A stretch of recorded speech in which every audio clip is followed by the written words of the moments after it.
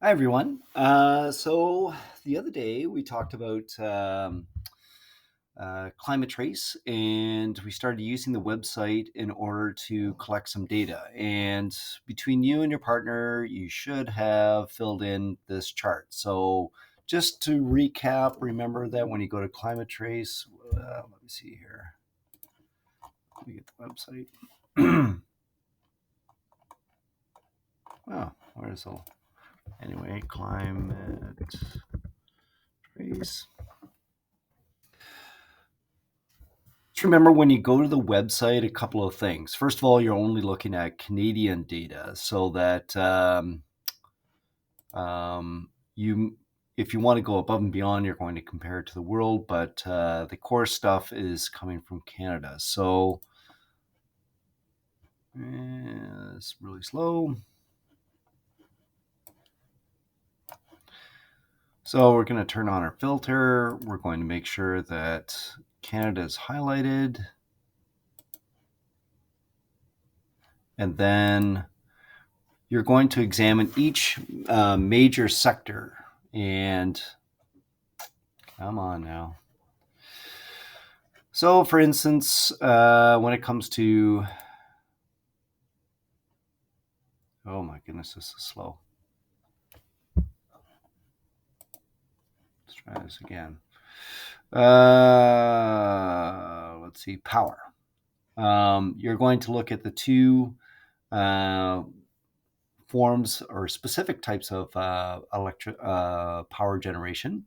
And the key thing here is you want to be looking at this big overall number because that tells you the total amount of megatons of carbon dioxide equivalents that are being made. So in this case, electricity is 96, whereas other energy use is 0.34.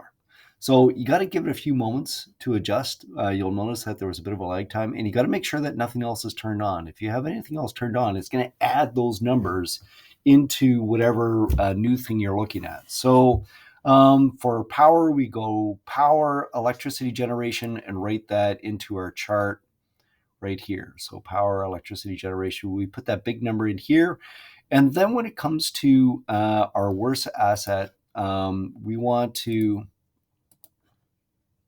click off so that we should be able to see something down here. We can see that this power generation station is the worst in all of Canada. Now you'll notice, and this is important, there's a couple of key sectors. Power, fossil fuels, there's one more. Oh, transportation. Each one of those, they don't give the results for individual assets in kilotons. They give it in megatons. See the MT down here? So you got to multiply that number by 1,000. All right. So you're not going to put 7.53 in your chart, but you have to go 7.53 times 1,000. So it's a heck of a lot of CO2 that this thing is producing.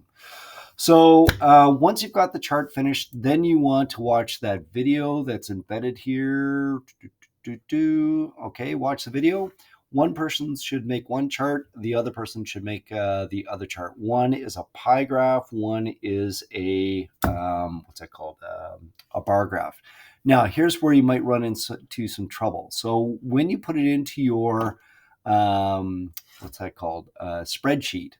It can only be numbers that are in the column for the totals.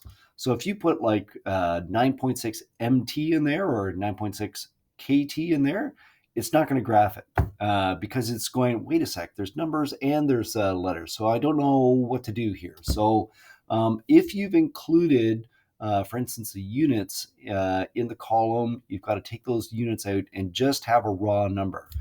Now, I've shown in there how to sort the data first. So it goes from like least to most or most to least. It just makes a much nicer pie graph. So it goes from like big slices progressively smaller.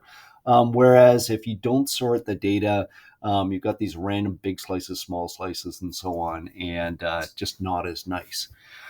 Once you've got the two pie graphs, you can clearly see that there are some sectors that are a heck of a lot bigger than other sectors, and then you can be thinking as a planner for the government of Canada. It's like, well, what can we do with this information?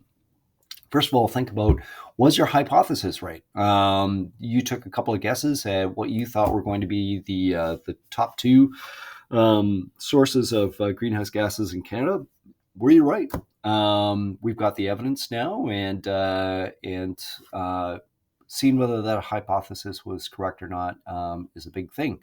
So what we want to do then is, as a government, which three sectors would you invest in research and development to help a sector reduce its emissions? Justify your answer. Remember, numbers, numbers, numbers. Quantify whenever possible. Okay, just don't say, oh, this was really big, so we need to do something about that. Use the numbers, all right? So, and then down here, see if you can find some sort of technological fix to this.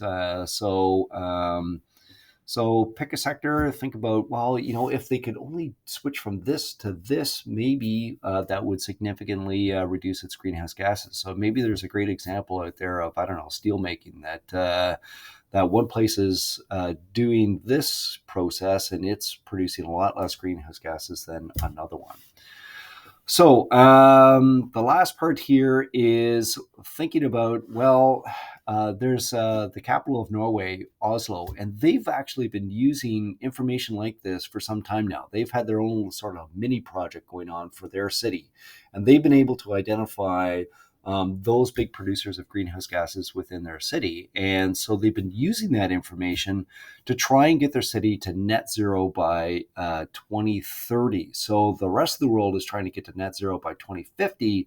Here's Oslo going to beat that target by 20 years. And they're doing a good job of it. And they're not forcing anybody to do it, but they're using, some tricky methods to try and get people to do it. So given what Norway is doing, what could we do here in Niagara in order to use those lessons learned from Oslo and what we've learned from Climate Trace in order to cut our emissions here in the Niagara region? So then, choice time.